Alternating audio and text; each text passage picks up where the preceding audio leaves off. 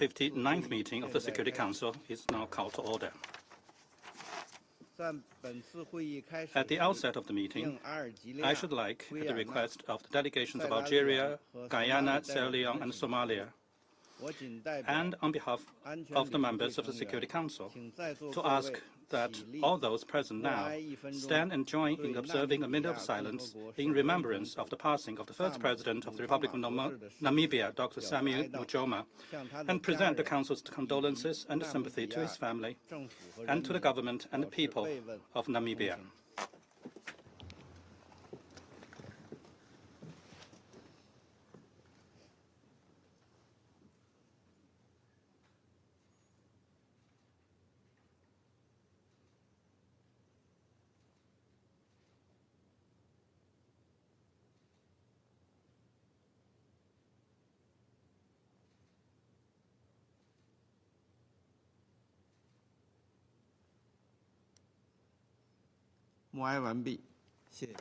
I thank you very much.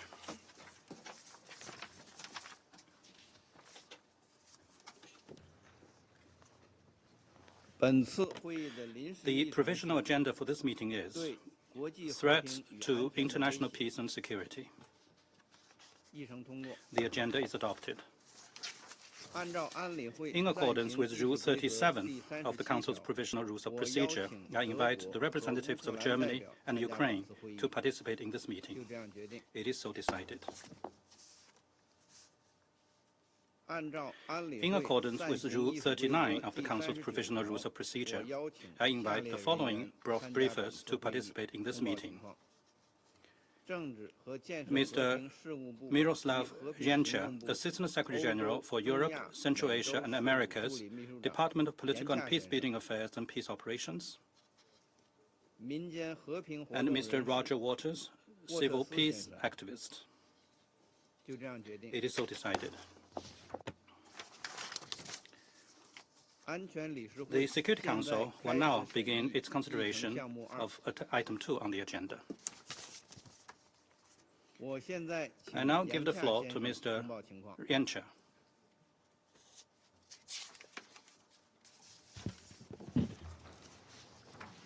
Mr. President, in 1 week we will mark 3 tragic years since Russia's full-scale invasion of Ukraine, launched in violation of the UN Charter and international law.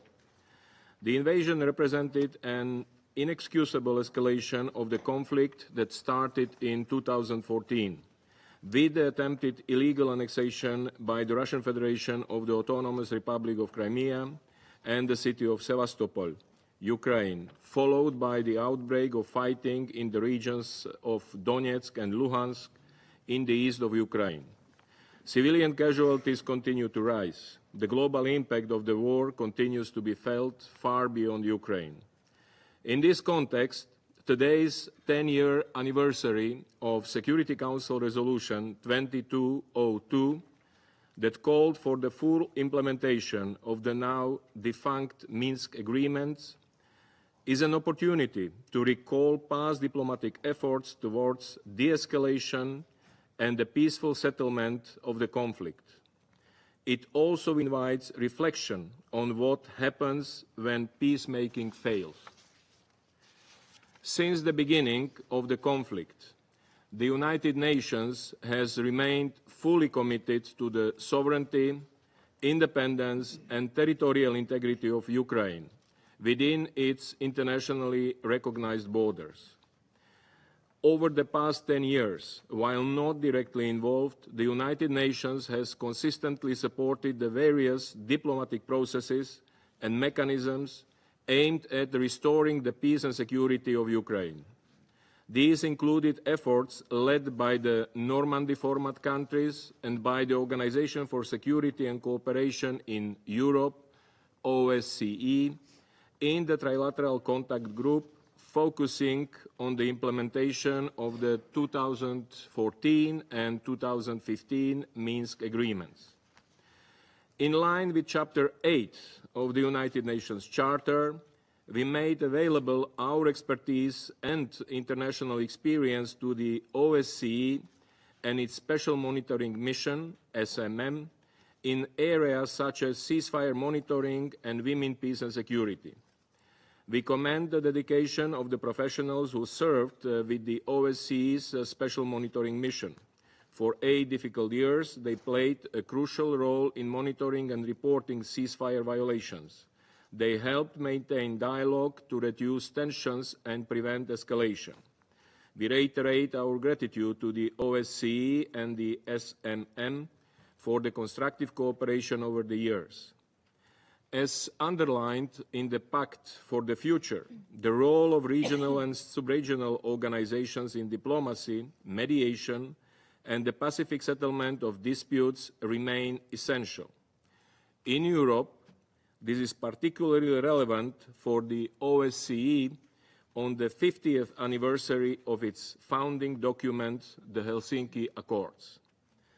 Mr. President, it is important to consider some of the key lessons of the past 10 years of conflict and peacemaking in order to succeed in ensuring a just, lasting and comprehensive peace in Ukraine. The Secretary-General has underlined time and again that any peaceful settlement must respect the sovereignty, independence and territorial integrity of Ukraine in line with the UN Charter, international law and resolutions of the General Assembly. In the Pact for the Future, Member States recommitted to the promotion of cooperation and understanding between states to diffuse tensions, seek pacific settlement of disputes and resolve conflicts. This approach must also apply to put an end to the war in Ukraine. The United Nations encourages dialogue among all stakeholders and welcomes all genuine efforts and initiatives with the full participation of Ukraine and the Russian Federation that would alleviate the impact of the war on civilians and de-escalate the conflict. The Minsk agreements have taught us that agreeing on a ceasefire or the signing of an agreement alone do not ensure a durable end to the violence. Ensuring that the conflict does not reoccur and does not escalate will require genuine political will and understanding of its multidimensional complexity for Ukraine and for the region. Mr. President, we renew our appeal of 10 years ago for all stakeholders to step up their efforts to end the fighting. We reiterate the Secretary-General's call on all countries to help prepare the ground for a just peace. And we stand ready to use our good offices and to make available all our tools and experience in support of such efforts. Thank you. I thank Mr. Jenca for his briefing. I now give the floor to Mr. Waters.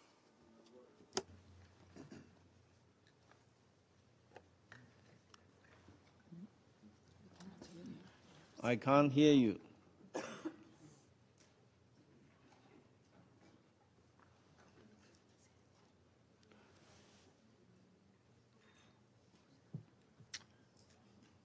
Sorry, we still can't hear you. I know, I'm sorry. Oh, yeah, that was right, my I was muted.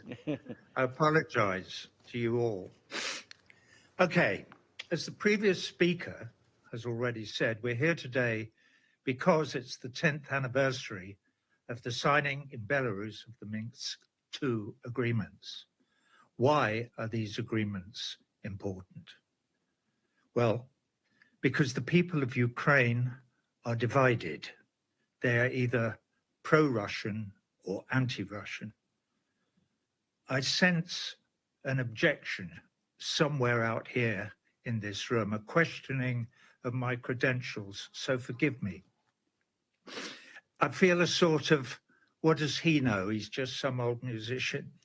Well, I may be just a musician, but I'm here to talk about war and peace and love, and my credentials are firmly in place. I do know this. Hundreds of thousands of dead Ukrainian and Russian soldiers and all their sons and daughters and aunts and mothers and fathers and uncles and cousins and friends are in this room with us today. The dead soldiers haunt me. The surviving loved ones haunt me. I feel their pain.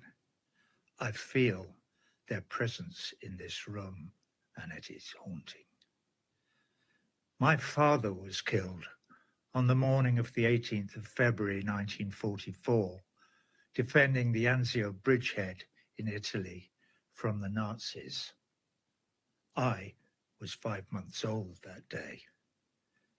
Tomorrow is the 18th of February. So tomorrow, I will have carried these credentials in this broken heart for 81 years. Where was I? Minsk II. The pro-Russian, anti-Russian division in Ukrainian society. I guess we have to visit Maidan. In November 2013, protests started in Kyiv against the pro-Russian government of President Yanukovych. These protests climaxed between the 18th and 20th of February 2014, when fierce fighting between Maidan activists, police, and unidentified others resulted in the deaths of almost 100 civilians and 13 policemen. Like most of you, I only watched it on TV. Was it just a noisy and very deadly political clash between different factions in Ukrainian society, or was it more complicated than that? Was there outside interference, for instance? Did I see Senator John McCain on the podium, sticking his oar in? We've all listened to the famous cell phone call between Victoria Nuland and Jeff Pyatt, together calmly picking out a new Ukrainian president. Who could forget Victoria Nuland's casual aside? The EU. Whatever it was, it all turned very nasty. Dead bodies everywhere. Who started it? Who fired the first shot? This is one of the problems with regime change, isn't it? Dead bodies. They're all somebody's loved one. It looks as if all the talks in Maidan's aftermath that led up to Minsk II a year later were a very necessary and worthy attempt to find a solution to a deadly problem in a deeply divided society. Minsk II smells like common sense to me. But there's another smell in the story, though. Some say the new government in Kiev was unduly influenced by right-wing factions like the Right Sector and the followers of Stepan Bandera. If you don't know who Stepan Bandera is or was, you shouldn't be here. You should be at home watching the Bill Maher show or reruns of the Kardashians. Anyway, immediately after the change of government in 2014, Crimea seceded from Ukraine and joined the Russian Federation. Did it secede, or was it annexed? Take your pick. We could always ask the people on the ground. Let's have a look, shall we? In a referendum held at the time, 95% of Ukrainians in Crimea voted to secede. Fair enough. Okay, the years rolled by until in 2019, a new president was elected, a popular actor called Volodymyr Zelensky. He ran his campaign on a promise to resurrect and implement Minsk II. He won in a landslide. Did he implement Minsk II? No. Then what? Well, then things got worse. The Russians kept saying, things are getting worse. So excuse my ridiculous accent. But this was the time of Russiagate. Anything a Russian said fell on deaf ears. There was no grown-up conversation about Ukraine in the USA. No one in Washington, for instance, had taken in Ambassador William J. Burns' cable of 10 years earlier, entitled Niet means Niet. It was about Russia's concerns over a nuclear-armed NATO member, Ukraine, on its doorstep. Like many other red line warnings, it was ignored. The severity of artillery attacks on the Donbass increased. The Minsk agreements, long forgotten or ignored. On February the 24th, 2022, the chickens came home to roost. Russian troops crossed the border into Ukraine, and Ukrainian and Russian soldiers started dying. My blood ran cold on that day. War? Are you serious? Why wasn't this avoided? Could this have been avoided? Of course it could have been avoided. It's called diplomacy. It's called common sense. It's called talking to one another.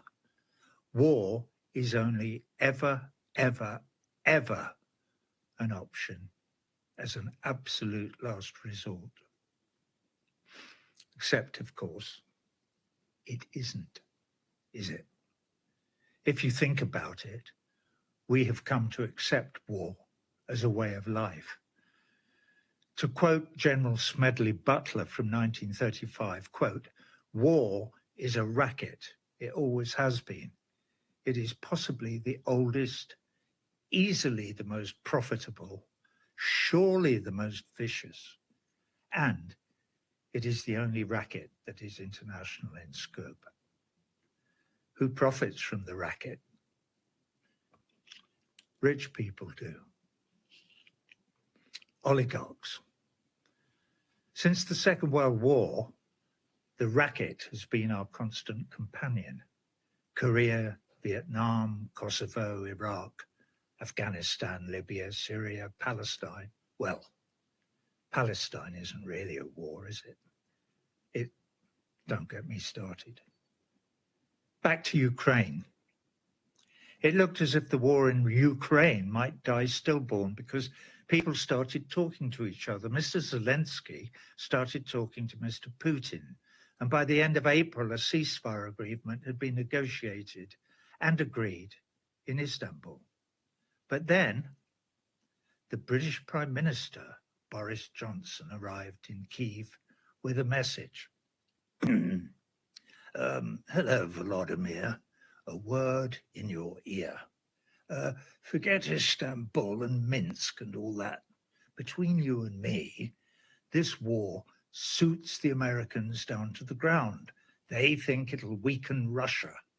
So it's been decided to continue it for as long as it takes. And just between you and me, the longer it takes, the better. They'll keep sending you ammo, of course, and they'd like you to, well, you know, just fight on. Wow. Later that year, I wrote letters to Volodymyr's wife, Mrs. Zelenska, and President Putin. I blathered on to Mrs. Zelenska about similarities between Cuba and Ukraine and suggested that the reason we survived the existential crisis in '62 was largely explained by the fact that our leaders, Nikita Khrushchev and John F. Kennedy, spoke to one another on the telephone like civilized human beings, and common sense prevailed. Wouldn't it be nice if our leaders today spoke to one another on the telephone like civilized human beings and common sense prevailed? All right, I've run out of time. I'm sure you've all heard by now that two of our leaders have already answered that call. Mr. Trump and Mr. Putin have spoken to one another on the telephone. That, gentlemen, is, or could be, in this musician's humble opinion, a move in the right direction. Maybe there is a glimmer of light at the end of this dark tunnel of war. It's come 3 years and hundreds of thousands of priceless lives too late. But maybe, just maybe, it's a start. Mr. President, ladies and gentlemen, thank you for your attention. I thank Mr. Waters for his briefing. I now give the floor to those council members who wish to make statements. I give the floor to the representative of Russian Federation. Mr. President, we thank Roger Waters for his statement with an analysis of the history of the Ukrainian crisis and the assessments of the significance of the Minsk agreements for the relevant diplomatic efforts. Today marks the 10th anniversary of the adoption of Security Council Resolution 2202, which endorsed the package of measures for the implementation of the Minsk agreements. Having in this way spoken out in favor of the solution, the Minsk solutions arrived at several days prior to that, the Security Council assumed their implementation and took their implementation under its oversight and control. However, hopes for the establishment of the long-term, lasting peace, which emerged at that point for all of us, were not fated to come to fruition. Furthermore, today, the words Minsk agreements became something of a diplomatic, has become something of a diplomatic euphemism, replacing the words failure or lie. We believe that our Security Council has every reason to analyze why this happened and why peace in Ukraine, in East Ukraine, after this did not come to fruition. First and foremost, I would recall that the 13 points of the package of measures categorically set out the question of the implementation of concrete measures to normalize the situation in Ukraine and to bring the LPR and DPR into its fold. The last of these steps is the restoration of Kiev's control over the state border in East Ukraine. For this to occur, it was necessary for the Ukrainian leadership to undertake a number of measures geared towards providing LPR and DPR with broad autonomy and for the protection of the identity of the Russian language-speaking population. However, very soon it became clear that those who seized power following the 2014 anti-constitutional coup, I refer to the nationalist Kiev regime, from the very get-go, they had no intention of implementing a single one of the points of the document. We are well aware of what transpired in Minsk during the meeting of the Trilateral Contact Group, how the Kiev representatives openly and explicitly sabotaged the agreement. We consistently and continuously talked about this. Nobody listened to us. This fell on deaf ears and continues to fall on deaf ears. And the Ukrainian officials were not shying away from explicitly stating that since the Minsk agreements, I quote, significantly became the result of pressure from critical circumstances and external factors, the fate of its implementation hinges solely on the goodwill of Ukraine, and the sole and only stratagem of the Ukrainian government is to gain time and to shore up its forces. This is a quote from Mr. Garbulin, an advisor to Ukrainian president. The representatives of the Kiev regime characterized the circumstances to which they signed onto as a noose on the neck of Ukraine. That was from Mr. Kravchuk, and dead history. This was the defense minister, Mr. Reznikov. They spoke in a tone suggesting that the agreements could not be implemented on Russian conditions. This is the words of Mr. Kuleba, the foreign minister. And on the whole, their implementation, they said, means the destruction of the country. And this came from Mr. Danilov, the Secretary of the National Security Council and Defense Council of Ukraine. They clumsily drew the conclusion that in their view, the agreements were not binding in nature, allowing for the opportunity of various interpretations. That was Mr. Zelensky's words. And according to Mr. Reznikov, they need to be reformatted. During meetings of the Security Council, we repeatedly drew attention to these unacceptable statements and the inadmissibility of Kiev's sabotage of a document that was endorsed by a Security Council resolution. We called upon all of the members of our Security Council, which bears responsibility for the maintenance of international peace and security, to categorically demand that the Ukrainian government comply with the obligations that it assumed.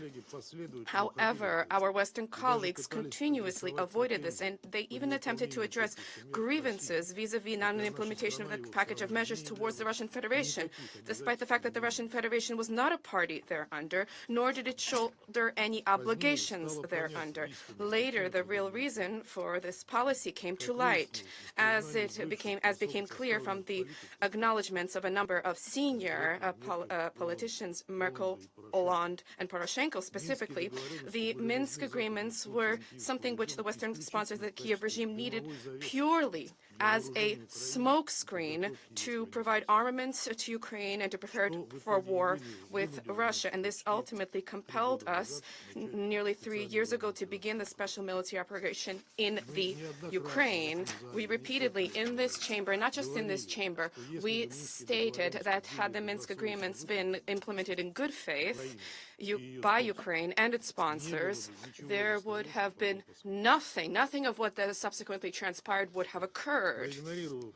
Having ignored the clear messages about the Kiev regime's unwillingness and lack of readiness to implement Resolution 2202, Western states completely failed in the critical mission of the Security Council, which they single out when it comes to many other country-specific situations. I refer to preventive diplomacy.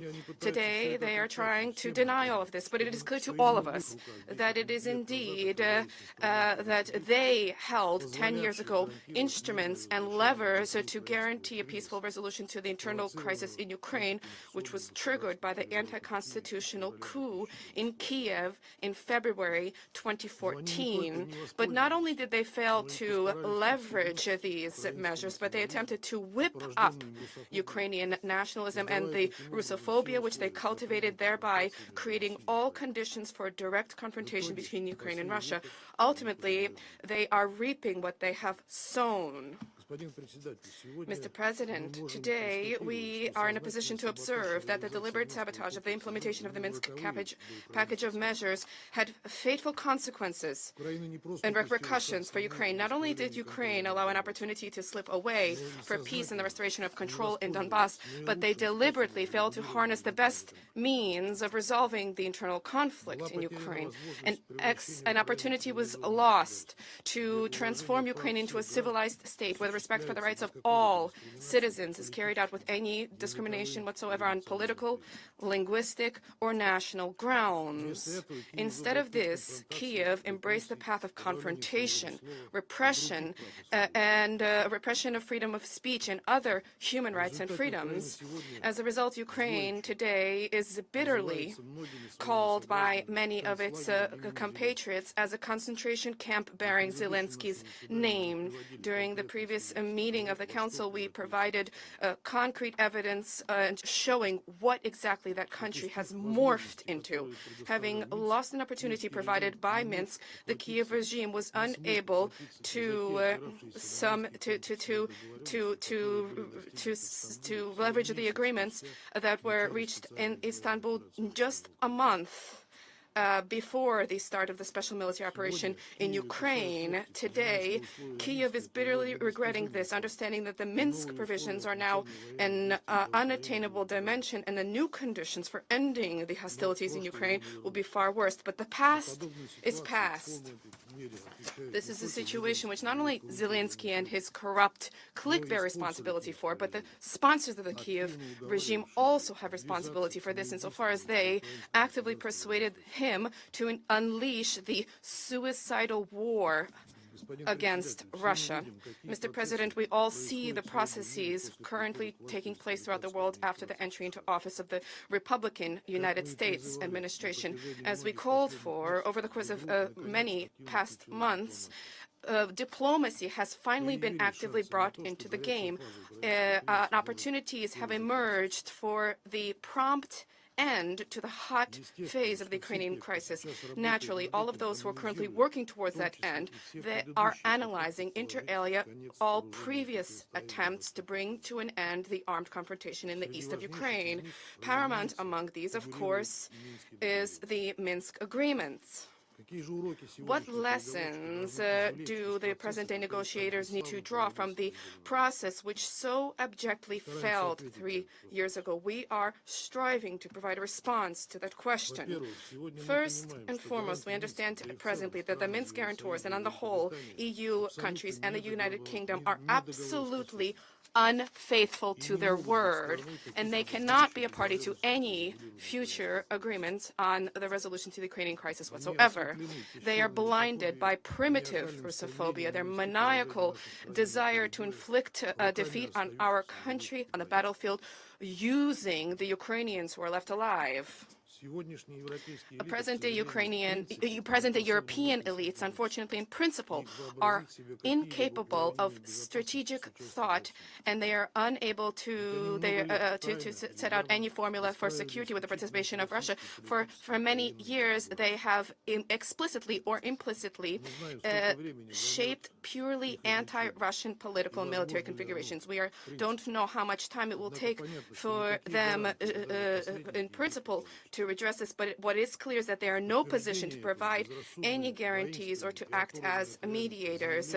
This is attested to by the delusionally hawkish and statements which are completely divorced from reality, which we have heard from the European participants during the Munich Security Conference, which just recently concluded. Secondly, ceasefire and the freezing of the Ukrainian conflict along the contact line in and of itself, this is not a guarantor for the resolution. This is an important lesson to be drawn from Minsk and needs to be borne in mind by those who will presently be working on the new contours of a possible agreement. All the more so, given that European political dwarfs have not concealed the fact that in the event of a ceasefire, they intend to rearm Ukraine and they intend to prepare for Ukraine for resumption of warfare. Suffice it to quote the new main European diplomat from the European Union, Madame Callas, who stated in Munich that the European Union needs to redistribute certain resources in order to ensure the continuation of hostilities in Ukraine. There's no need for comment here.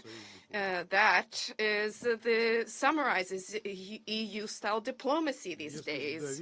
If we are to entrust to her any aspect whatsoever of the Ukrainian settlement, then certainly nothing will be left of Ukraine.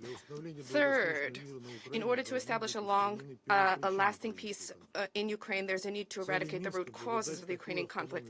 The purpose of Minsk was to provide an autonomy to the east of the country and such guarantees for the Russian language population in Ukraine for Donbass to be brought back into Ukraine. This also applied to education in the Russian tongue, as well as opportunities to practice the canonical orthodoxy and the right to honor those heroes who liberated Ukraine from Nazism, rather than those criminals who, alongside the Hitlerites, exterminated hundreds of thousands of Jews, Poles, Russians, Roma, and the same Ukrainians.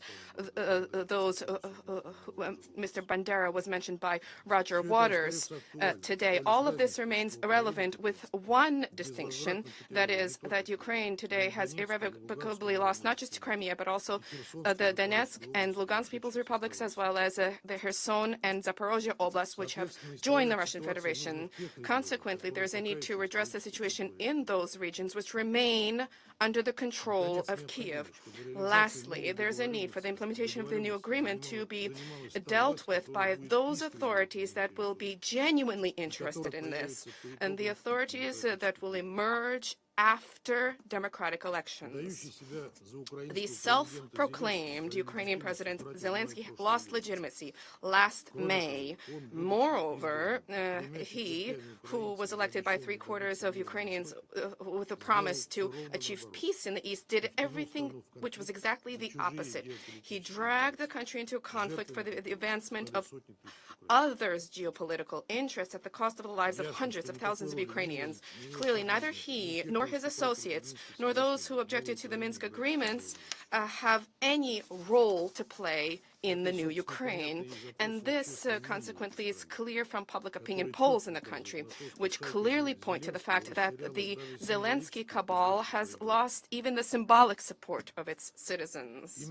And this is precisely why a professional Ukrainian comic and the former president is deathly afraid of elections and is doing everything possible to drag them out. And I now turn to my last point. The future of Ukraine needs to be a demilitarized, neutral state, not a part of any blocs or alliances. For as has already been acknowledged by a U.S. colleague now, specifically President Trump, it is indeed the prospect of the entry of Ukraine into NATO which triggered the crisis. And I think that this is now clear to all. And there are other important elements for the future agreement which do not directly pertain to Ukraine, and this is not something which we will dwell on today. Mr. President, we very much should like to hope that the 10th anniversary of the adoption of Resolution 2202 will be a good opportunity for our European colleagues to finally get back to reality, to stop provoking Zelensky and his henchmen towards futile confrontation. He himself, at any cost, clinging power, attempting to save his skin, is willing to engage in any provocation to prolong hostilities and the deaths of his compatriots. And this is attested to by such recent, new, clumsy provocations by the Kiev regime, such as the drone strike on the protective shield of the Chernobyl power plant and the shelling of the IAEA inspectors who were deployed for rotation at the Zaporizhia power plant. If you do not bring your protege in Kiev to his senses, and if you do not place him in his place, this will not end well for Ukraine. And those parameters for resolution which we are discussing today will, with the passage of some time, will seem to the Ukrainian authorities to be a pipe dream. Just the same as for the Kiev regime today as is represented by the Minsk agreement, which they themselves tore apart. Thank you. I thank the representative of the Russian Federation for his statement. Now I give the floor to Pakistan. Thank you, Mr. President. I would begin by expressing gratitude to Assistant Secretary-General Miroslav Jenca for his briefing, and also thank Mr. Roger Waters for his remarks. In a week from now, we would mark the 3rd year since the start of conflict in Ukraine. This conflict has continued to have long-term and wide-ranging consequences, not only for the region, but also for the international peace and security landscape. The disproportionate toll of this conflict on the lives of civilians, material damage, and loss of civilian infrastructure is particularly disturbing and deplorable. Mr. President, in 2015, a package of measures for the implementation of Minsk agreements was signed by the relevant stakeholders, aimed at bringing an end to the hostilities in the conflict areas and preserve peace. It was in this very chamber that the members of the Security Council unanimously adopted UN Security Council Resolution 2022, endorsing the measures of the Minsk Agreement, welcoming the declarations made by the leaders of Russian Federation, Ukraine, France, and Germany in support of the agreement, and called upon all parties to fully implement the provisions of the agreement. In this context, it is regrettable that the Minsk agreement could not achieve the purpose of ensuring sustainable and lasting peace in the region. Mr. President, Pakistan is a staunch advocate of dialogue, use of peaceful means, and exercise of diplomacy for resolving disputes. On the Ukraine conflict, we have been consistent in our calls for restraint, eschewing the objective of settling the issue on the battlefield, respect for the UN Charter and its principles, and adoption of a path that leads to a negotiated settlement of the Ukraine conflict. Mr. President, we are encouraged to note that the calls for restraint and negotiated settlement of Ukraine conflict are now resonating widely, with more countries, besides the global south, expounding willingness to put their weight and political capital for the cause of peace, and bringing an end to the hostilities which have led to a huge loss of life as well as infrastructure on both sides. We welcome this development, fully support it, and commend all diplomatic efforts aimed at bringing a sustainable and lasting peace to Ukraine and the region. I thank you very much. I thank the representative of Pakistan. I now give the floor to the representative of Panama. Thank you, Mr. President. We thank ASG Jenca for his briefing and Mr. Waters for the views he shared with us. Panama recognizes the fact that the Minsk agreements were a diplomatic effort to lay the foundation for an immediate ceasefire in Ukraine prior to 2022, and that 10 years ago it was unanimously recognized by the Security Council in Resolution 2202 of 2015.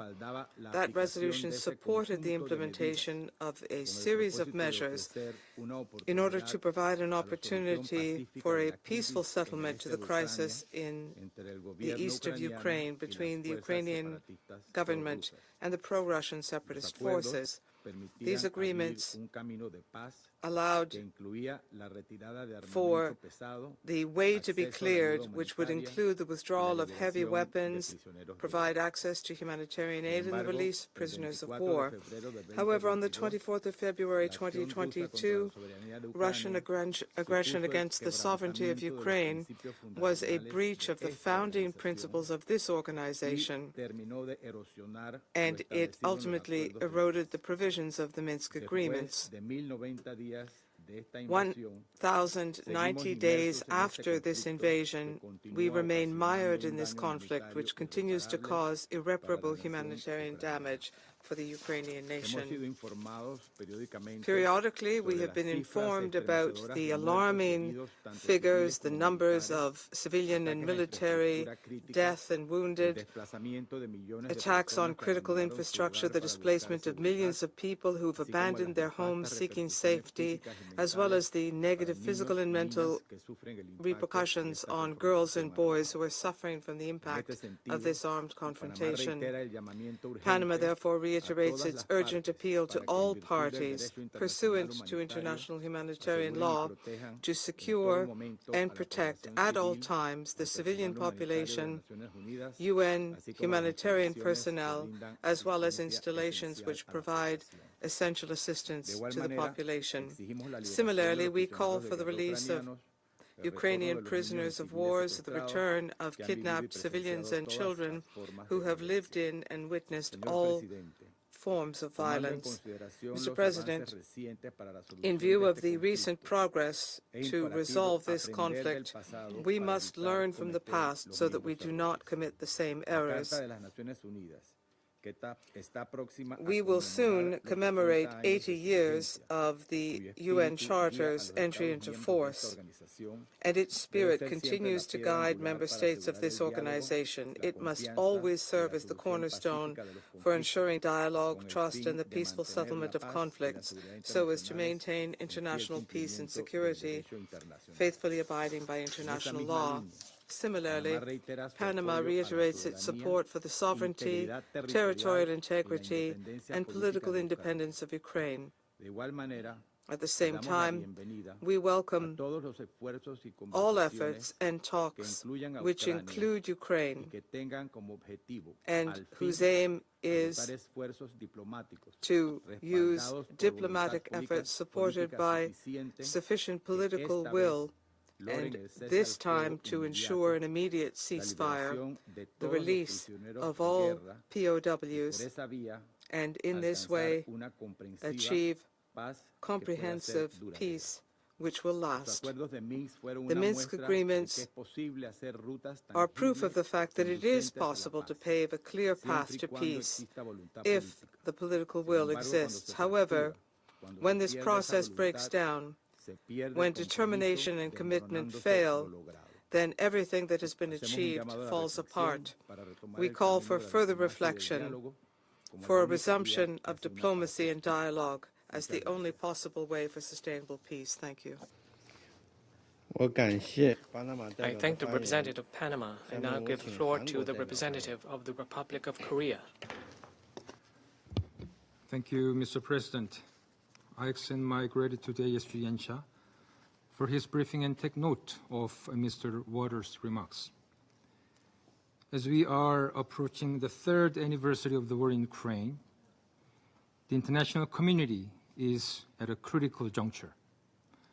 As a series of key discussions are taking place to end this conflict, we believe the attention on such discussions stems from the international community's shared aspiration to end the inhumane loss of lives and destructions which has lasted for nearly the last 1,100 days in Ukraine. Russia, instead of peacefully resolving the conflict, resorted to the use of force and invaded Ukraine in blatant violation of the UN Charter. This not only unleashed untold human suffering over the past 3 years, but also aggravated existing global challenges, including food and energy insecurity. Regardless of any argument, it remains clear that Russia invaded its neighboring country in clear violation of its sovereignty, political independence, and territorial integrity. The entire world is well aware of who is aggressor and who is the victim. As affirmed in multiple UNGA resolutions supported by the overwhelming majority of member states. Mr. President, another significant repercussions this war has caused is North Korea's substantial military support to Russia, both in troops and munitions, which are again grave violations of international law and relevant Security Council resolutions. Russia's collusion with the DPRK, a state that pursues its WMD and ballistic missiles programs at the cost of non-proliferation and its people's well-being, exemplifies the illegal and irresponsible nature of this war. We urge Russia and DPRK to immediately cease the illegal and dangerous military cooperation, which has exacerbated the suffering of the Ukrainian people and actively undermined both the global non-proliferation regime and this Council's previous decisions. And we must not forget that the DPRK has sacrificed its own troops with more than 3,000 casualties among some 11,000 troops dispatched in an effort to leverage their losses for compensation from Russia. This support that is crucial for advancing Pyongyang's illegal WMD and ballistic missiles programs and sustaining the regime. Mr. President, 3 years into this brutal war, I express my sincere hope that this year, Ukrainians can return to the peaceful lives they lived before the war. As a once war-torn country, the Korean people know just how painful the path toward overcoming the devastating of war is. At the same time, we know that the history is on the side of freedom, justice, human rights, the rule of law, and the UN Charter. In this light, the Republic of Korea reaffirms its commitment to supporting Ukraine and its people until they overcome the current hardship. I thank you. I thank the representative of the Republic of Korea. Now give the floor to the representative of Somalia. Thank you, Mr. President. outset, I would like to thank ASD Jenca for his comprehensive briefing and express appreciation to Mr. Waters for sharing his valuable insights. The Minsk agreement represented a significant diplomatic endeavor aimed at peaceful conflict resolution through dialogue and negotiation. The agreement signed in 2014 and 2015 ultimately failed to prevent what would become Europe's largest conflict since World War II. The experience gained from their implementation merits careful consideration by this Council, as it bears direct relevance to our collective responsibility for the maintenance of international peace and security. In that regard, I would like to make the following observations. First, the implementation of ceasefire provisions, while central to any peace process, requires robust and impartial verification mechanisms.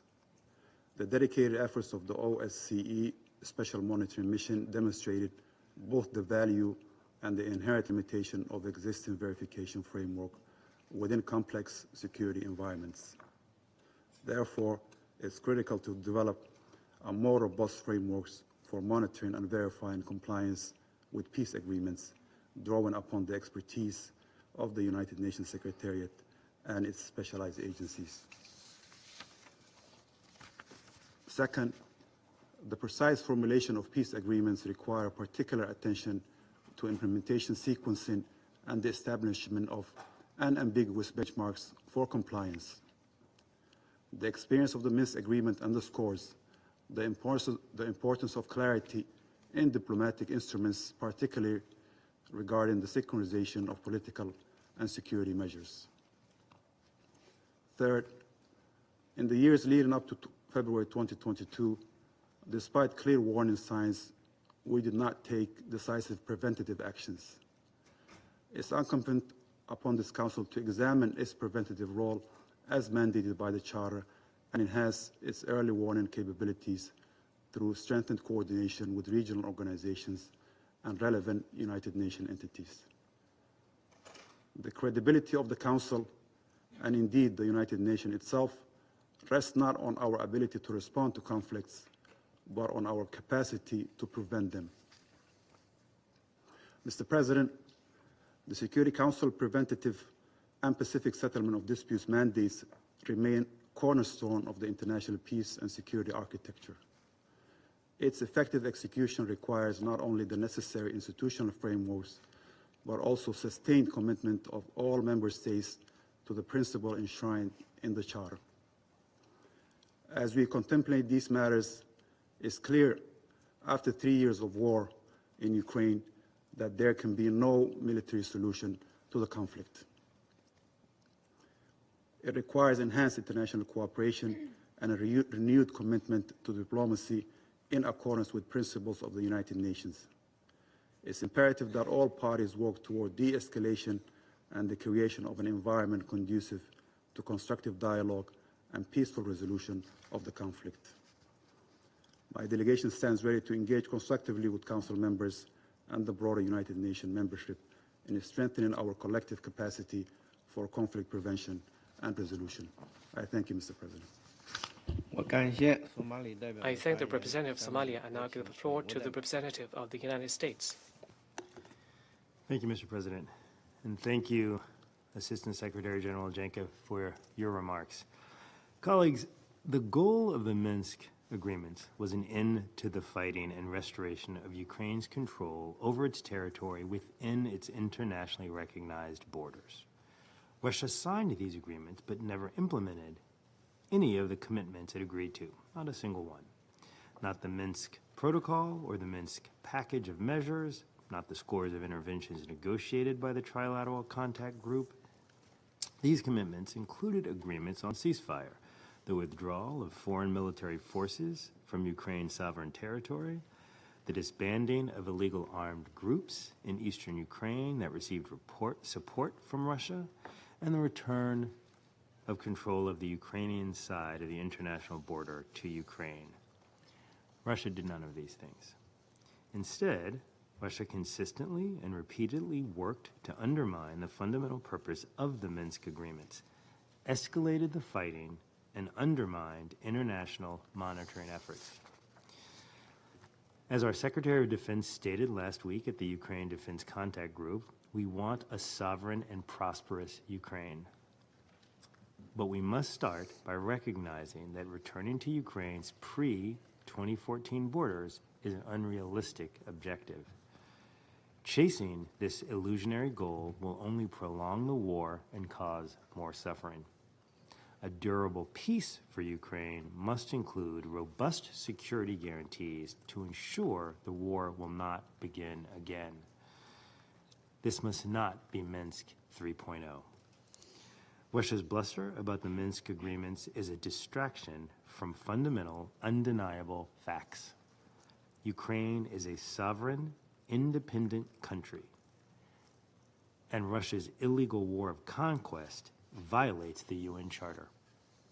Russia must immediately end its war against Ukraine, which not only violates international law, but was also a strategic error for Russia.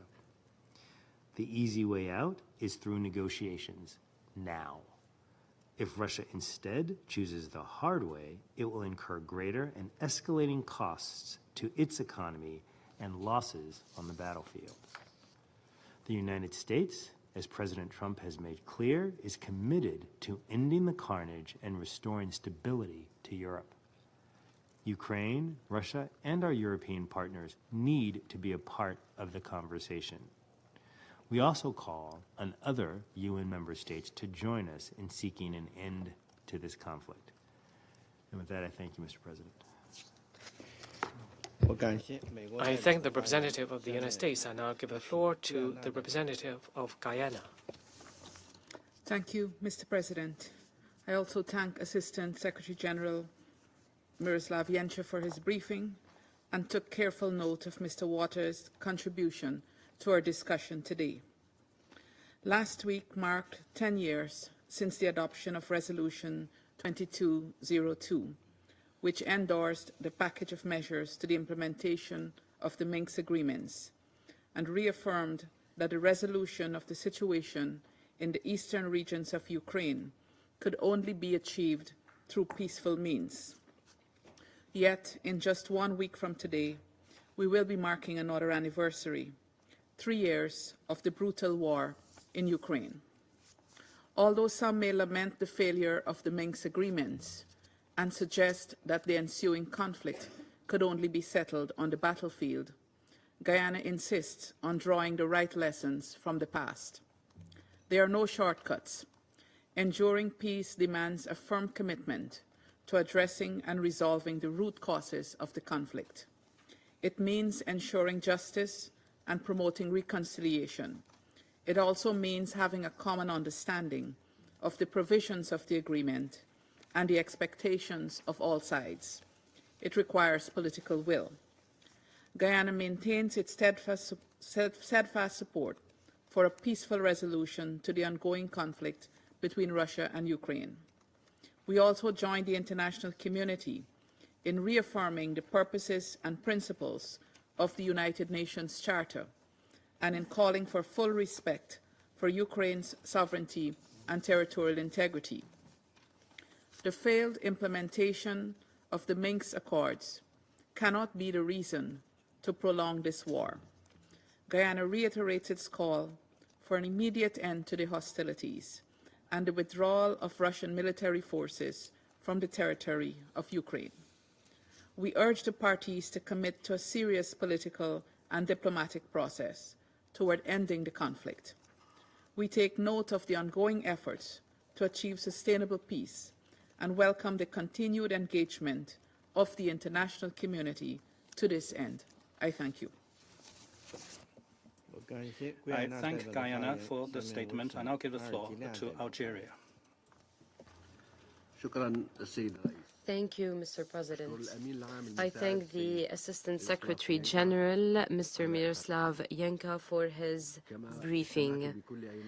I have listened carefully to the intervention of Mr. Roger Waters. 10 years have passed since the Security Council unanimously adopted Resolution 2202, supporting a number of measures taken to implement the Minsk agreements and calling upon all parties to fully implement these measures, including ensuring a comprehensive ceasefire.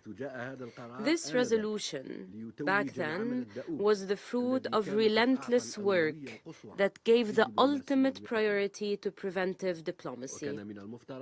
This event was supposed to set an example of the benefits of constructive dialogue and negotiations in ending violence and fighting. However, unfortunately, this was not the case. This did not go down in history as a success story. On the contrary, we meet today as the situation in the region has grown more complicated. Confrontations have spread further and become more severe.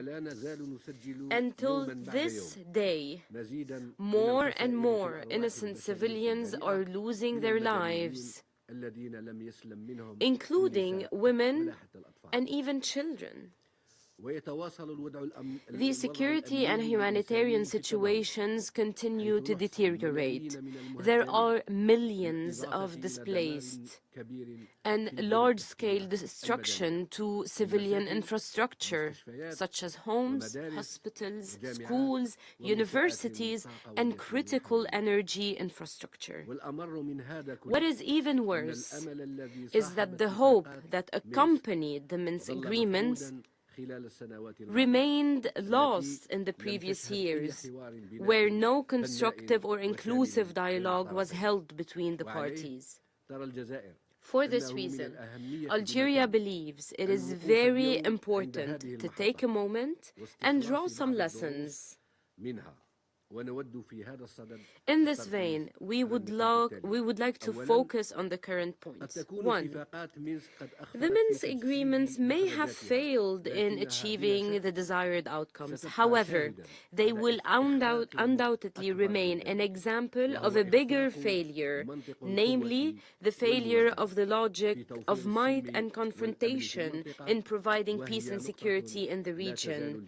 This is something that we will continue to point out. The outcomes of the lack of implementation of these agreements on the ground have become today, unfortunately, very visible and tangible given the current situation in the region. 2. These agreements remain an example of the progress that could be achieved through serious, constructive, and inclusive dialogue to recover peace and security. They also remain the best example of the catastrophic outcomes of steering away from diplomacy and dialogue. The Black Sea Grain Initiative and the different prisoners exchange agreements are also other examples of what could be achieved through dialogue and negotiations. 3. As members of the Security Council, our main mission and our main goal must remain to continue working hard to provide peace and security to the region. In our view, this could take place by encouraging both parties to engage in genuine dialogues and negotiations.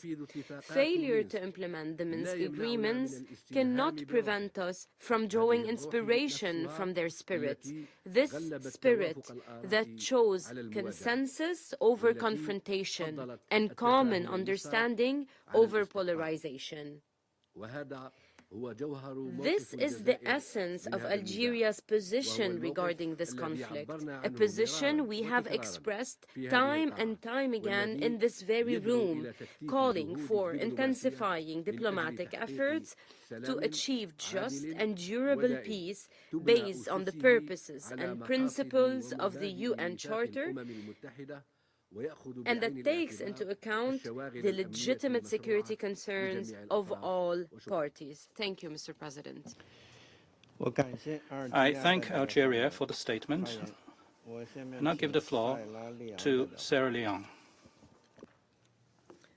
Thank you, Mr. President. I thank Assistant Secretary-General Miroslav Jenca for his briefing. We also take note of the contribution of Mr. Roger Waters. Sierra Leone welcomes the participation of the representative of Ukraine in this meeting.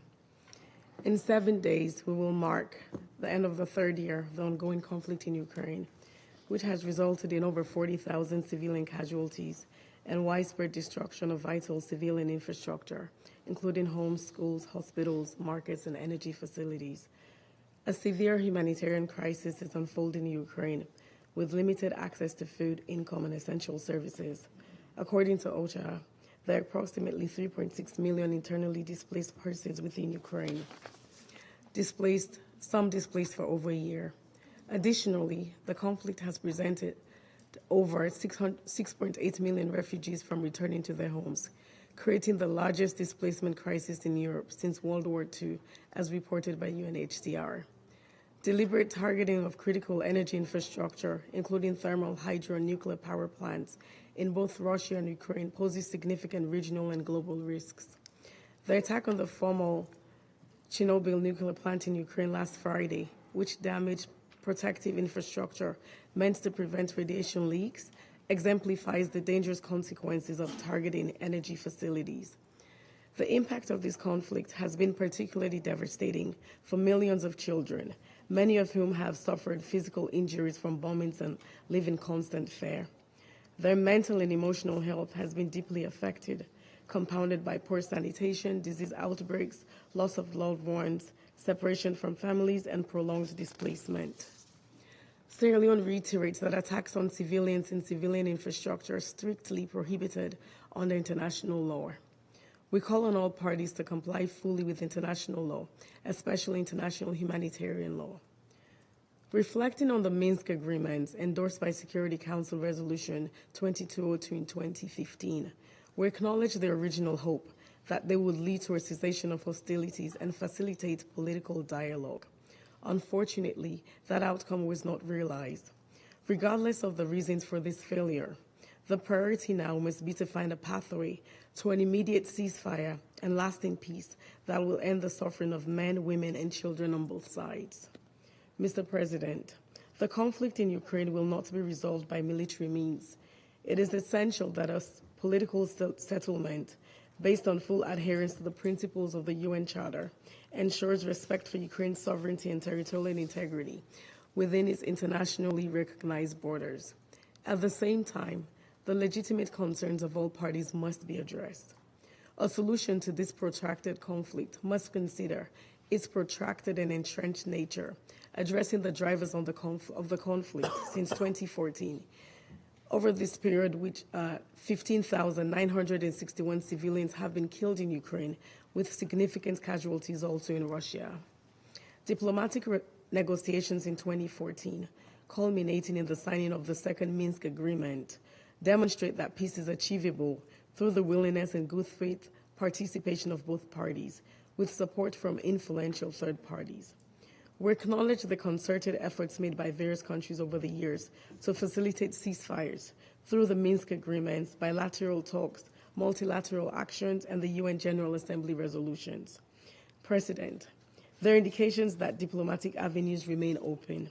The Security Council must therefore work together to articulate a coherent, holistic process with clear objectives and political elements. We must speak with one voice in support of an immediate ceasefire and lasting peace. While the Minsk agreement sought to resolve the conflict on a smaller scale, their successes and shortcomings provide valuable lessons.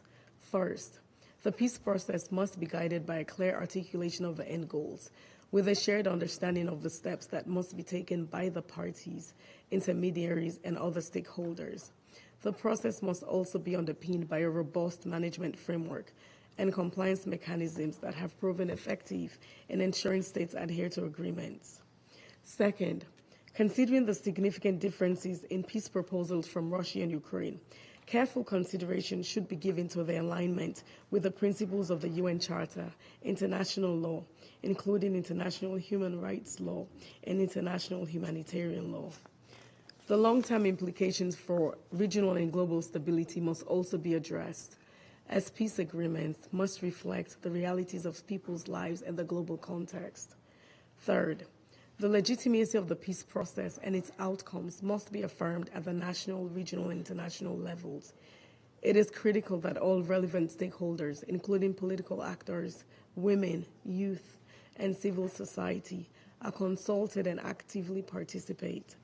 Furthermore, the necessary legislative and constitutional processes must be followed. At the international level, the Security Council has demonstrated its commitment to supporting lasting peace and should continue to do so. Regional arrangements can also play a complementary role and are to be engaged as well. In conclusion, Mr. President, we're fully aware that this process demands patience and persistence. We urge the parties to refrain from escalating the conflict further and to commit to diplomatic engagement that will lead to the cessation of hostilities and the peaceful resolution of this conflict. I thank you. I thank Sarah Leon for the statement, and I'll give the floor to Denmark. Thank you, Mr. President. I extend my appreciation to Assistant Secretary-General Jenca for his briefing. I also welcome the participation of Ukraine in today's meeting. Denmark relishes any opportunity to address the unjust war in Ukraine and the suffering of the Ukrainian people. However, today's meeting is just another attempt to deflect reality and justify Russia's illegal and unprovoked war of aggression against Ukraine. This war remains a blatant violation of international law, including the UN Charter. Denmark, along with other members of this Council, supported the Minsk process and Normandy format. These negotiations were launched in good faith to maintain peace while preserving Ukraine's territorial integrity. We all know who blatantly ignored the commitments under these agreements and effectively killed the Minsk process. President Putin himself proudly declaring that the Minsk agreements no longer existed. Mr. President, this meeting is part of an ongoing disinformation campaign to try and detract us from the real objective, the subjugation of Ukraine and the denial of its sovereignty and independence. Denmark stands by Ukraine. We are committed to its independence, sovereignty, and territorial integrity in the face of Russia's war of aggression. Tragically, this illegal war of aggression has raged now for almost 3 years, resulting in terrible human suffering and serious global consequences. Deliberate attacks against civilian targets, including hospitals, schools, residential areas, and critical infrastructure, have continued unabated. Indeed, these attacks are escalating. OSCE has briefed this Council on the dramatic 31% increase in civilian deaths in 2024 compared to 2023. Lately, we received the chilling news that the radiation shelter of the Chernobyl nuclear power plant was hit by a drone. It is another stark reminder of the reckless and very dangerous actions. Human rights abuses, both in temporarily occupied Ukrainian territory and in Russia itself, have also persisted. These include the widespread and systematic torture of prisoners of war and other civilian detainees, as well as the abduction and deportation of Ukrainian children, which constitutes a war crime. Denmark condemns these crimes in the strongest possible terms. Mr. President, there must be accountability for Russia's crimes in Ukraine if there is to be a just and lasting peace, accountability for the crimes committed and for this crime of aggression. Justice must prevail. Therefore, we welcome the ongoing work of the ICC and commend Ukraine for its ratification of the Rome Statute. We further welcome the important work towards establishing a special tribunal for the crime of aggression against Ukraine, hosted by the Council of Europe, but open to support from all countries. To conclude, let us all be clear. There is only one aggressor in this illegal war. We support Ukraine in achieving a just, comprehensive, and lasting peace.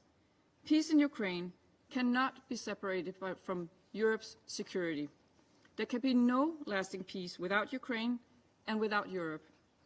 This war could stop immediately if Russia stopped attacking Ukraine and withdrew its forces. We call on Russia to do just that, to bring this senseless war to an end once and for all. Thank you. I thank Denmark for the statement, and now give the floor to Slovenia. Thank you, Mr. President. I would also like to thank Assistant Secretary-General Jenca for his briefing. I also take note of the statement of Mr. Waters, and I welcome representative of Ukraine in the chamber. Mr. President, the Minsk agreements were supposed to bring peace in East Ukraine and reintegrate separatist-controlled areas with the rest of the country. Slovenia has therefore always supported them, and we have consistently encouraged both sides to fully implement the agreements. After almost 3 years of intense fighting, it is imperative to repeat that peace in Ukraine is long overdue. The Minsk agreements carry an important lesson for us all in this respect. And with this in mind, I would like to submit the following. 1. Specificity. We need something more than Minsk II. The abstract nature of the Minsk agreements enabled arbitrary interpretations, which provided an alibi for their violations. Any future ceasefire or peace agreement must be much more specific. It will need clear timelines, defined sequencing, and strong monitoring mechanisms. 2. Trust. This will be the key issue of negotiating any future peace agreement and, above all, of its implementation. With its invasion, Russia violated the international law, the UN Charter, the Budapest Memorandum, as well as the Helsinki Final Act on inviolability of borders in Europe. For Ukraine and Russia to reach a deal, rebuilding trust will be a tremendous task. Russia will need to demonstrate to Ukraine, to the rest of the European continent, and the entire world that it can be trusted to hold up to its commitments.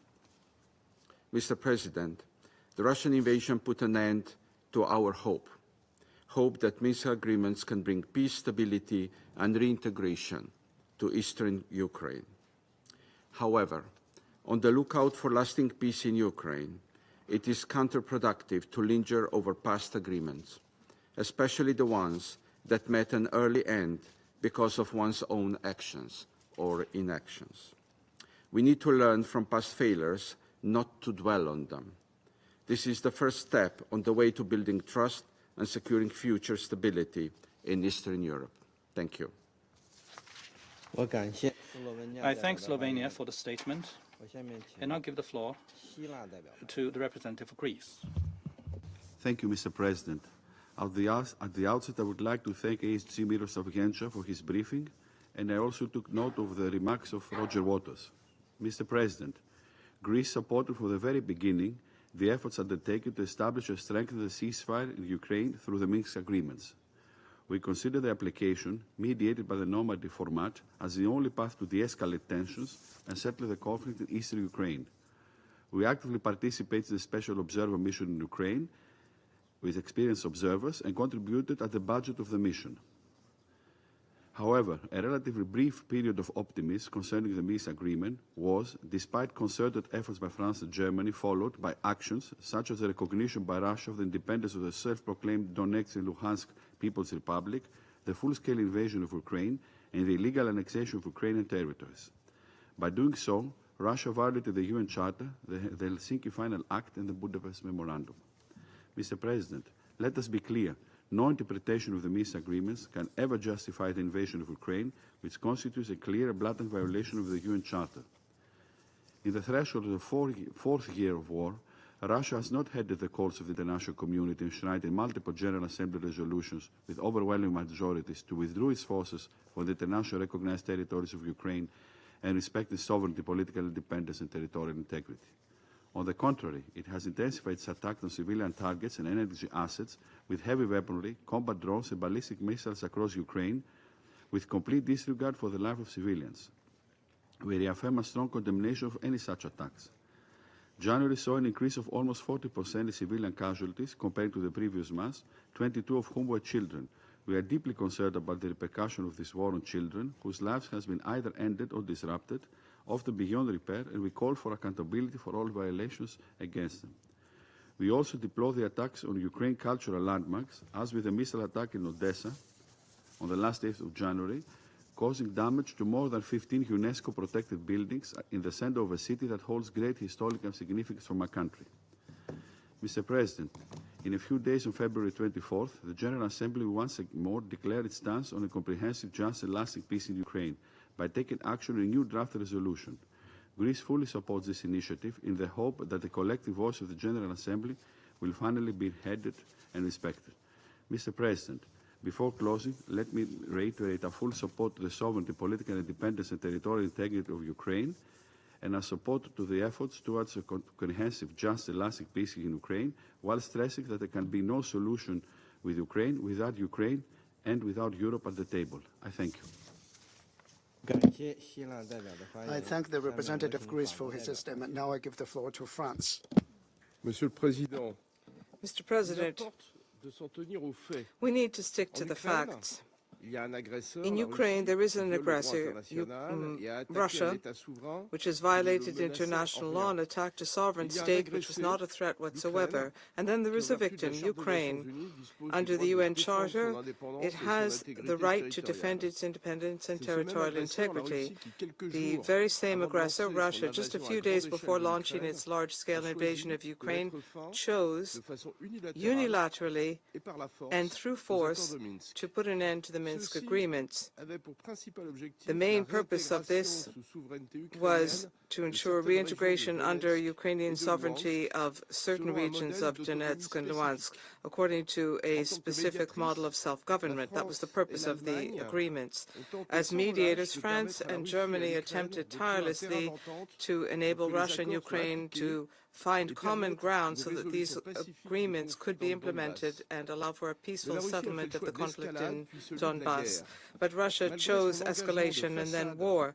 Despite its pretense of commitment to respect the Minsk agreements, it has continued to foment tensions in the Donbass and has worked to destabilize Ukraine, setting itself up as a neutral mediator and denying its military involvement. In point of fact, since 2014, it has been a party to the conflict in the Donbass, providing weapons and intelligence to the separatists and withdrawing from the ceasefire verification mechanism in 2016. Russia has worked to ensure the failure of the Minsk agreements. These attempts to make Ukraine, France, or Germany responsible for this failure deceives no one. Since April 2021, it has amassed its troops and material along the Ukrainian border, and then on the 21st of February 2022, it unilaterally recognized the independence of the self-proclaimed republics of Donetsk and Luhansk. On the 24th of February, it launched its large-scale invasion of Ukraine, violating the UN Charter and international law. I recall that Russia had spent some 8 years repeating its support for the Minsk agreements, to which it is a signatory, and which were supported by this Council's Resolution 2202. In launching its war of aggression against Ukraine, Russia alone took the decision to cause the Minsk agreements to fail. It chose to put an end to dialogue and negotiation. It chose war. Those who are puzzled about why the Minsk agreements failed should turn to Russia for an answer. Mr. President, Russia must respect the ruling of the ICJ, which called on it on the 16th of March 2022 immediately to suspend its military operations. It cannot continue to disregard GA resolutions which have condemned the aggression 7 times and have called for the territorial integrity of Ukraine. In 1 week, once again, we will be meeting to mark 3 years since the beginning of the large-scale invasion of Ukraine by Russia. Ukraine will submit to the General Assembly a resolution setting the path towards just, comprehensive and lasting peace in accordance with the UN Charter. It has our full support. Ukraine, the sovereign state, and Europe, whose security is at stake, must participate in any negotiation and be in a position to determine their own future. A settlement of this conflict if it were to be decided without them, would not be lasting. It would be an endorsement of might makes right and an assertion of a sphere of influence disregarding the sovereign equality of states. France is prepared to bolster its support to Ukraine, and we will do so as long as is necessary. At this very moment, there are consultations among European leaders in Paris at the initiative of the President of the Republic, Emmanuel Macron, on the situation in Ukraine and security issues in Europe. These efforts may be extended in other formats as well. The purpose is to bring all parties together who are interested in peace and security in Europe. Thank you. I thank the representative of France. Now I give the floor to UK. And I thank Assistant Secretary Jenca for his briefing. President, Russia is once again using this meeting in an attempt to distort the truth behind its illegal war. I'll make 3 points about lessons. First, the events of the last decade in Ukraine originate from a simple, sad reality: Russia's imperialist ambition and failure to respect Ukraine's sovereignty. Russia is not a reliable party to agreements or treaties. In freely signing up to the Minsk agreements, Russia had the opportunity to ensure peace. Russia and Ukraine were the sole parties to those agreements. And this Council consistently called on all parties to implement their commitments in full, right up until the moment when President Putin decided that on the 22nd of February 2022, I quote, "The Minsk agreement no longer existed." Second, Russia continues to violate the UN Charter and international law in multiple ways. In its war in Ukraine, Russia has targeted civilians and civilian infrastructure, hospitals, schools, energy infrastructure. It has abducted children. It has raped women. It has compromised nuclear safety and security, flouted international law, and tortured detainees. For all these reasons, it is no surprise that the ICJ has issued an indictment on President Putin. We will not tolerate Russia's attempts to spread disinformation and divert this Council's attention away from its atrocities or its efforts to subjugate a sovereign state. Russia is the sole architect of the war in Ukraine and could end it now, if it chose to, by withdrawing its forces. Third lesson is that the international community must stand firm in support of peace and security. No one wants this war to end more than Ukraine. But Putin's so-called preconditions for talks, reaffirmed by his Deputy Foreign Minister just a few days ago, have been that Ukraine withdraw from its own sovereign territory and abandon its sovereign right to choose its alliances.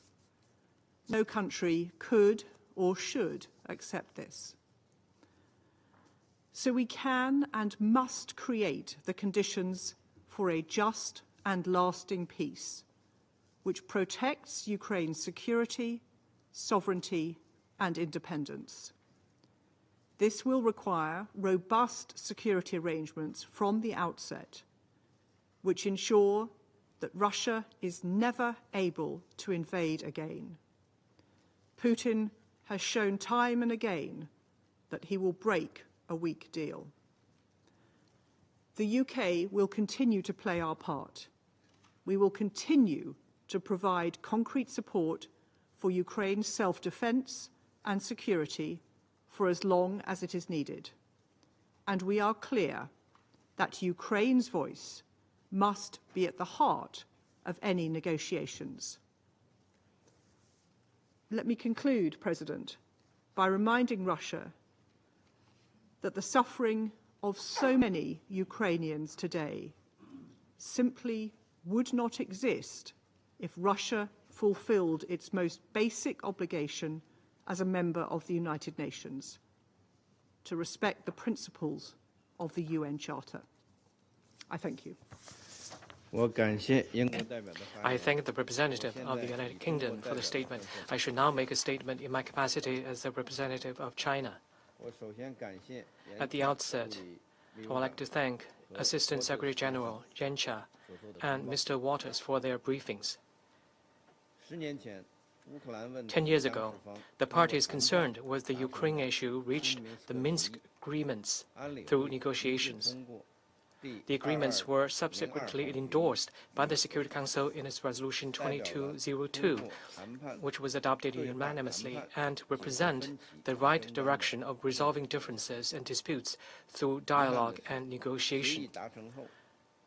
Regrettably, after the conclusion of the agreements, most of the provisions were not fully and effectively implemented. The situation that should have gradually de-escalated has instead become even more tense, ultimately leading to the full escalation of the crisis and a large-scale conflict that continues to this day. The failure of the Minsk agreements is deplorable, and its historical lessons warrant deep reflection. Dear colleagues, China consistently advocates that disputes and conflicts should be resolved peacefully through dialogue and consultation in accordance with the Charter of the United Nations. The same is true for the conflict between Russia and Ukraine. China did not create this crisis, nor is it a party to it. However, we did not sit idly by, still less exploit the situation for selfish gains. Since the onset of the crisis, China has been calling for a political solution through dialogue and consultation. President Xi Jinping has put forward a four-point proposal emphasizing that the sovereignty and territorial integrity of all countries should be respected, that the purposes and principles of the UN Charter should be upheld, that the legitimate security concerns of all countries should be taken seriously, and that all efforts towards peace should be supported. This is China's fundamental position on the Ukraine issue. China has been actively engaged in diplomatic mediation and maintains contact with relevant parties, including Russia and Ukraine. China participates meaningfully in the consideration of the Ukraine situation under the framework of the United Nations and its Security Council, and plays a constructive role in promoting ceasefire and political settlement. China also partnered with Brazil and other countries in creating the Friends of Peace group to garner the collective wisdom of the countries of the Global South and form an important force to support and promote peace. The development of the situation proves that China's approach is objective, just, rational, and pragmatic, in full alignment with the broad consensus of the international community. At present, the Ukraine issue is about to face a critical moment with prospects of a negotiated solution. The end point of any conflict is the negotiation table, and ultimately, history always turns out to be just. We welcome all efforts committed to achieving peace, including the U.S.-Russia agreement to start peace talks. At the same time, we also hope that all parties and stakeholders will participate in the peace talks and reach a fair, lasting, and binding peace agreement that is acceptable to all. As this conflict takes place in Europe, Europe has a role to play for peace. We hope that all parties will work together to resolve the root causes of the crisis through negotiations, find a balanced, effective, and sustainable security framework, and achieve long-term peace and stability on the European continent. I resume my function as President of the Council. The representative of the Russian Federation has requested the floor to make a further statement. I give him the floor. Mr. President, thank you. It is telling. Today's meeting speaks volumes. I wish to take this opportunity to thank our European colleagues and their allies for the fact that today, in their statements, they yet again, they eloquently demonstrated the European diplomacy's complete lack of ties to reality and their inability to in any way whatsoever to engage in any frank analysis. That diplomacy lives in the past and it will remain there in the dustbin of history. The objective now is to extend, to the greatest possible extent, the agony of the Kiev regime in the hope that this regime will manage to weaken the Russian Federation. Distinguished colleagues, you can continue to harbor this illusion, but we will move further, and in one way or another, we will resolve this crisis. Our British colleague today lectured us, and I would advise that she read the material a little bit more closely prior to taking part in these meetings. The Minsk agreements were arrived at not between Ukraine and Russia, but rather between Ukraine and Donetsk People's Republic and the Lugansk People's Republic. Just read the document and you will see in the text it is accessible to all.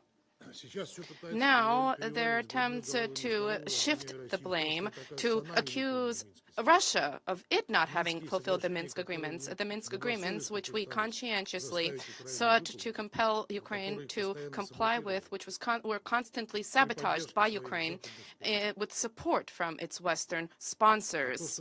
And the fact that blame is being shifted to us for having announced the end of the Minsk agreements, the termination of them, this is merely a medical fact that we observe, because at that point, the Minsk agreements, which all of you here sabotaged, you Western colleagues, you, the guarantors, they died, the Minsk agreements, thanks to you, thanks to your efforts. Thank you very much.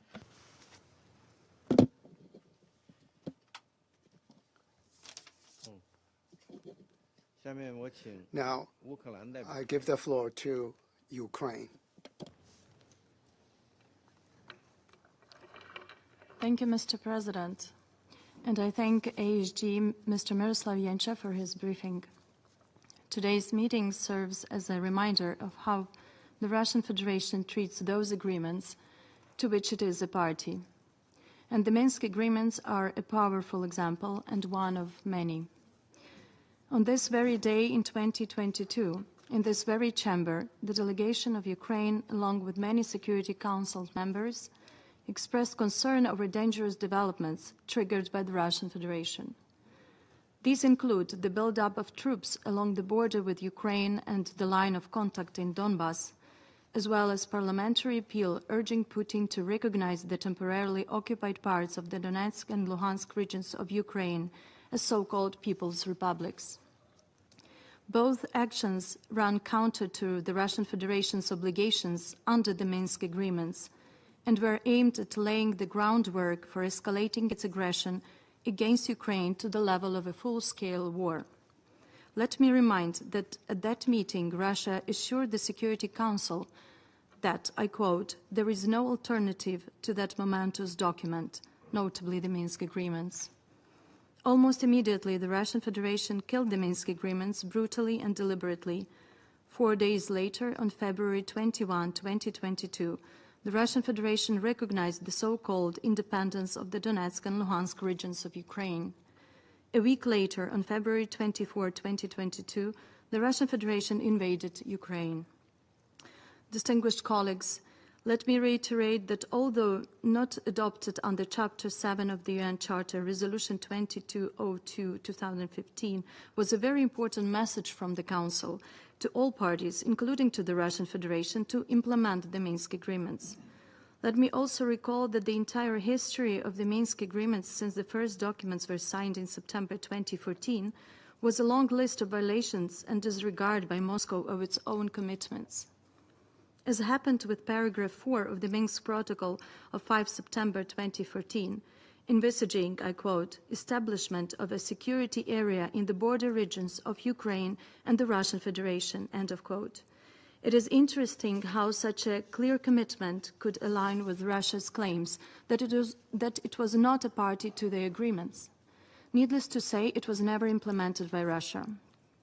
Paragraph 9 of the Minsk Memorandum, signed by Russia on 19 September 2014, stated that, I quote, all foreign military formations and military equipment, as well as militants and mercenaries, are to exit the territory of Ukraine under OSCE monitoring, end of quote, also never implemented by Russia.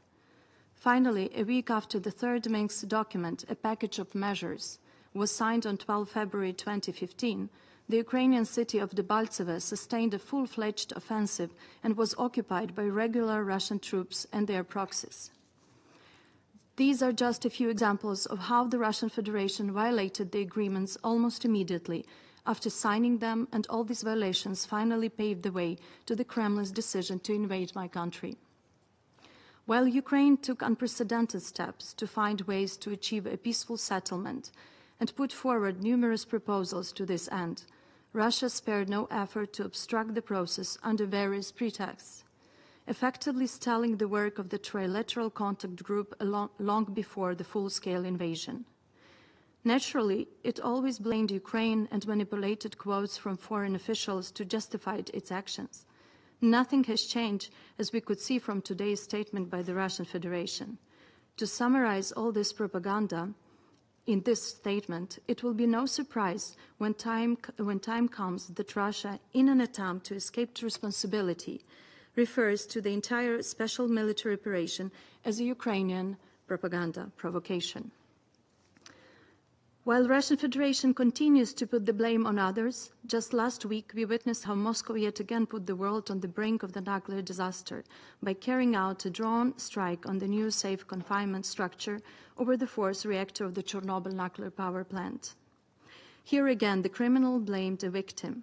Unfortunately, it was not the only propaganda we have heard today in this chamber.